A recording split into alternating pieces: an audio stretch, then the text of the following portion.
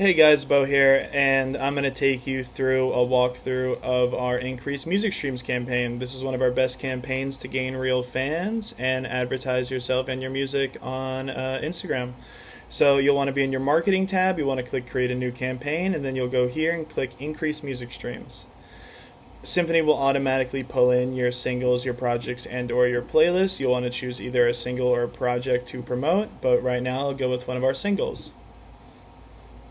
You'll see that it's found on different DSPs. If any of DSPs are missing, it'll add a link right here where you can copy and paste the song link, and it'll automatically add it. That way, in case you're missing any, you can make sure that it will show up. You'll click next right here. You want to just make sure again that you have your connected accounts showing up right here, your Facebook ad account, your Facebook page, and your Instagram connected as well. You'll also see down here we have the option for activating and setting up Symphony conversions. We always recommend setting this up before you start. It helps with efficacy of the campaign, and it helps with Facebook optimizing your campaign for more conversions. What is a conversion?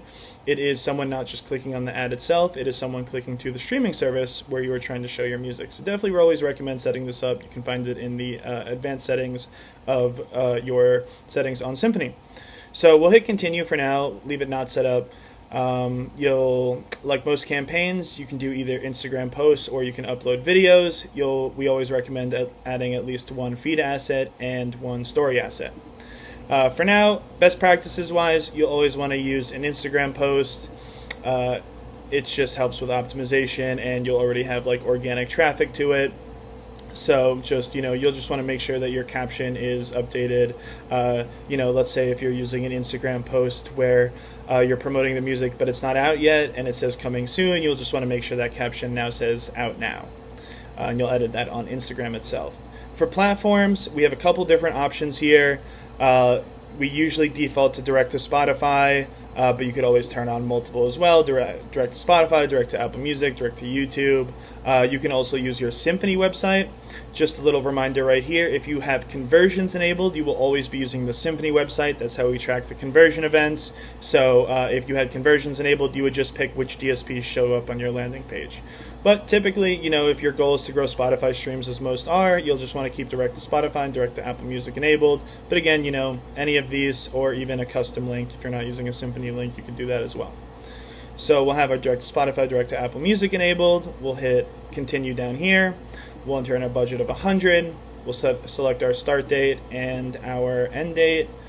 Do perfect 9 days, $11 a day. Just a caveat, or just a FYI, our minimum spend for these types of ads are $10 a day. That's set by Facebook and not us. But again, $10 a day will get you to right where you need to be. You'll see your estimates down here as well. So just keep an eye out for that. These estimates do get better over time as you run more campaigns. When you hit review your campaign, you'll be taken to the actual page where you can set up your targeting. If you go to improve your audience targeting, this is where you can add in artists that you want to target to. I like to use Jay-Z as an example. So we'll add in him here. You'll see also as well your existing fans and fans similar to your existing fans. These are the custom audiences that we create for you as you connect different accounts to your dashboard. That's why we always recommend connecting as many accounts as possible. Here we usually recommend between 5 to 8 different types of artists to target. We'll exit out a few of them. That looks good. And you can always add in additional interests as well. I'll add skateboarding. The thing you want to think about here for additional interests is, Lil Wayne and skateboarding, right? A lot of skateboarders like Lil Wayne because he's a skateboarder. There's also one thing I also want to mention about similar artists to target. If you're targeting newer artists, like let's think Biba Doobie from Idiot Rising, right? She might not have a Facebook page set up. The artist needs to have a Facebook page set up on Meta if you want to target them. So if you're adding in newer artists and they aren't showing up, it's because they don't have a Facebook page, and that's why you're not able to target to them. The other thing you can edit is your geographic targeting. So you'll see down here, typically if you enter in a budget of $100 or more, we will break out your geographies into touring markets and global markets with a 70 to 30% split. These are fully editable. You'll see down here, we'll add in all your basic touring markets. You can always add in additional, city, states, or countries. We typically recommend to only add countries at first, as targeting cities and states will increase the cost of your cost per click and your cost per conversion. You can always edit this name if you don't like touring markets. You want to make it like recommended markets or my listeners markets. You could always do that as well. You can always edit the percentage of the budget if you want to make this 50-50 touring and global. You'll see down here, if you want to add an additional location, you can add a new bucket entirely. So I like to use Southeast Asia as an example. Let's say you want to target the Philippines as well. You'll go down here, you'll put in you'll put in where you want to target. Let's say you want to give it, 15% of the budget. We'll click save, you'll see your budget adds up to 115. So we'll just take out 15% from the global markets.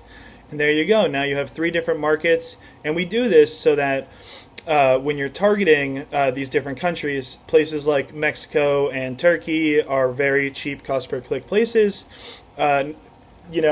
We don't want those countries eating up all of the budget of something like a United States market or United Kingdom, as the conversions there typically are a little bit better. So you just, you never want to mix lower cost per click countries with higher cost per click countries. Keep them grouped like this.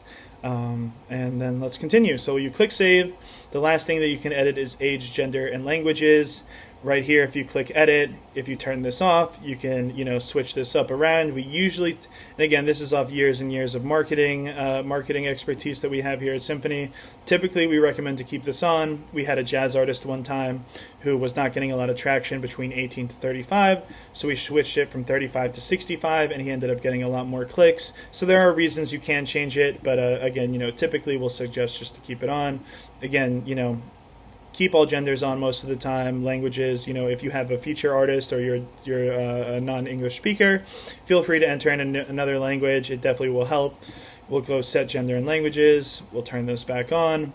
We'll have our geography set up here. You just confirm here. You'll see our targeting is here. And the last thing that you have to do is click submit campaign, and this will get automatically created in your Facebook ads account and should be live shortly after you submit it.